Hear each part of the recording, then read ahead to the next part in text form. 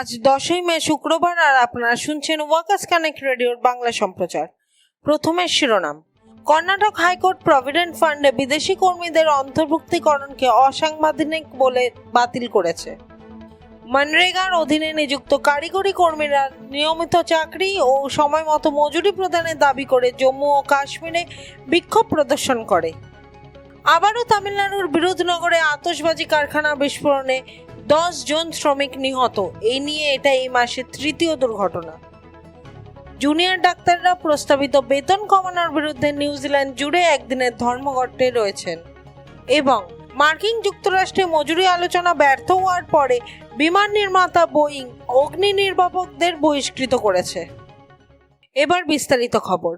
Karnataka high court সম্প্রতি কর্মচারী ভবিষ্যৎ তহবিল প্রকল্প 1952 এবং কর্মচারী পেনশন স্কিম 1995 এর অনুচ্ছেদ 43 এতে প্রবর্তিত অনুচ্ছেদ 83-কে অসাংবিধানিক বলে ঘোষণা করেছে, যা 1 অক্টোবর 2008 থেকে কার্যকরিত হয়েছিল এবং এতে বেতন নির্বিশেষে এই প্রকল্পের অধীনে আন্তর্জাতিক কর্মীদের অন্তর্ভুক্তিকরণ ছিল। বিচারপতি কে.এস. হেমলেখার একটি একক বিচারকের বেঞ্চ বলেছে যে এই আইনটির সর্বোচ্চ সীমা রয়েছে 15,000 টাকা প্রতি মাসে, যখন আন্তর্জাতিক কর্মীদের জন্য এমন কোনো মজুরির উচ্চসীমা নেই, যা এটি ভারতের সংবিধানের 14 অনুচ্ছেদের লঙ্ঘন করে, যা সমতা নিশ্চিত করে। মহাত্মা গান্ধী গ্রামীণ কর্মসংস্থান গ্যারান্টি আইনের অধীনে নিযুক্ত প্রযুক্তিগত কর্মীরা স্থায়ী চাকরি এবং সময়মতো মজুরি প্রদানের দাবিতে জম্মু ও কাশ্মীরের উধমপুরের গ্রামীণ উন্নয়ন বিভাগে প্রতিবাদ বিক্ষোভ করেছে। শ্রমিকরা 2008 সাল থেকে চুক্তিভিত্তিক জিআরএস, কারিগরি সহকারী, কম্পিউটার অপারেটর, প্রোগ্রাম অফিসার, হিসাবরক্ষক এবং সামাজিক সমন্বয়কারী হিসেবে নিযুক্ত রয়েছেন।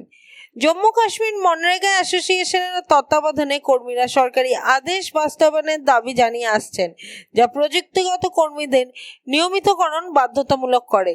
তারা 5 বছরেরও বেশি সময় ধরে অবিচ্ছিন্ন পরিষেবাতে রয়েছেন। আবারও আরেকটি বিস্ফোরণ তামিলনাড়ুর আতশবাজির কেন্দ্র বিরুধনগরকে কাঁপিয়ে দিয়েছে, যেখানে 10 জন শ্রমিক মারা গেছে বলে জানা গেছে এবং 13 জন গুরুতরভাবে দগ্ধ হয়ে মৃত্যুর সাথে লড়াই করছে।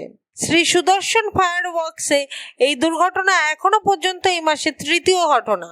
গত সপ্তাহে একটি বিস্ফোরণে 5 জন শ্রমিক গুরুতরভাবে আহত হন। মৃতরা হলেন 75 বছর বয়সী এম অভুদয়মল, 47 বছর বয়সী ভি লক্ষ্মী, কে জয়লক্ষ্মী 25 বছর বয়সী, এম মথু 52 বছর বয়সী, সি রমেশ 31 বছর, 35 বছর বয়সী কে আলগারস্বামী, এস বীরালক্ষ্মী, জি কালেশ্বরন 47 বছর বয়সী, 30 বছর বয়সী বিজয় কুমার এবং এস বাসন্তী 50 বছর বয়সী। ফেব্রুয়ারিতে অনুরূপ বিস্ফোরণের পরে শিল্প সুরক্ষা ও স্বাস্থ্য অধিদপ্তর আতশবাজি শিল্পে নিযুক্ত শ্রমিকদের জন্য দক্ষতা প্রশিক্ষণ বাধ্যতামূলক করেছিল। আমরা 23 ফেব্রুয়ারির আমাদের বুলেটিনে এই সংবাদটি বিস্তারিতভাবে জানিয়েছিলাম। আপনি আমাদের ইউটিউব চ্যানেল ওয়ার্কার্স কানেক্ট রেডিওতে এই আগের বুলেটিনটি সম্পূর্ণ বিনামূল্যে শুনতে পাবেন। এবার আন্তর্জাতিক খবরের দিকে এগিয়ে যাওয়া যাক। প্রথম খবরটি নিউজিল্যান্ডের, যেখানে 2500 জনেরও বেশি জুনিয়র ডাক্তার সর্বশেষ মজুরি চুক্তির বিরুদ্ধে একদিনের ধর্মঘট শুরু করেছেন, যেখানে নির্দিষ্ট বিভাগের ডাক্তারদের জন্য 12% বেতন কমানোর প্রস্তাব রয়েছে। টে ওয়াতু ওরা বা নিউজিল্যান্ডের স্বাস্থ্য বিভাগের সাথে সর্বশেষ আলোচনার পরে আবাসিক ডাক্তার সমিতি ধর্মঘট শুরু করে, কারণ এটি বেশিরভাগ শ্রমিকের জন্য 20 থেকে 30% মজুরি বৃদ্ধির প্রস্তাব করেছিল, তবে 12% মজুরি হ্রাসও চাপিয়েছিল বিভিন্ন ডিপার্টমেন্টের, যেমন মনোরোগ, রেডিয়েশন, অঙ্কোলজি, প্যাথোলজি, জনস্বাস্থ্য এবং সাধারণ অনুশীলনে নিযুক্ত প্রশিক্ষণার্থী ডাক্তারদের ওপর। মজুরি চুক্তিকে বাস্তবে বৈষম্যমূলক ঘোষণা করে এবং সহকর্মীদের মধ্যে এটি বিভাজন তৈরি করতে পারে এই বলে জুনিয়র ডাক্তাররা সবাই তাদের ন্যায্য পাওনা না হওয়া পর্যন্ত এই চুক্তির বিরোধিতা করার সিদ্ধান্ত নিয়েছেন। শেষ খবরটি আমেরিকা যুক্তরাষ্ট্রের, যেখানে বিমান প্রস্তুতকারক কোম্পানি বোয়িং তার সিয়াটেল ফ্যাসিলিটিতে অগ্নি নির্বাপকদের বহিষ্কৃত করেছে, যখন শেষ মজুরি আলোচনা অচলাবস্থায় পৌঁছে যায়।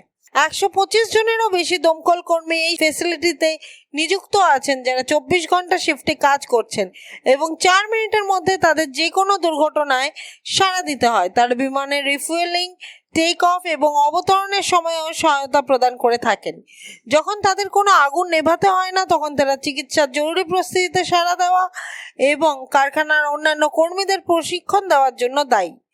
কোম্পানির ইতিহাসে এই প্রথমবার কোম্পানি তার সবচেয়ে প্রয়োজনীয় কর্মীদের বহিষ্কৃত করেছে। বোয়িং 16 বছরেরও বেশি সময় ধরে International Associations of Machinist and Aerospace ওয়ার্কার্সদের সাথে কোনো আনুষ্ঠানিক চুক্তি করেনি এবং এতে 32,000 শ্রমিক এই কোম্পানি দ্বারা এখনো পর্যন্ত নিযুক্ত। আজকের বুলেটিনে এইটুকুই। আমরা আবার ফিরে আসবো শ্রমজগতের নানা খবর নিয়ে ওয়ার্কার্স কানেক্ট রেডিওর সাথে।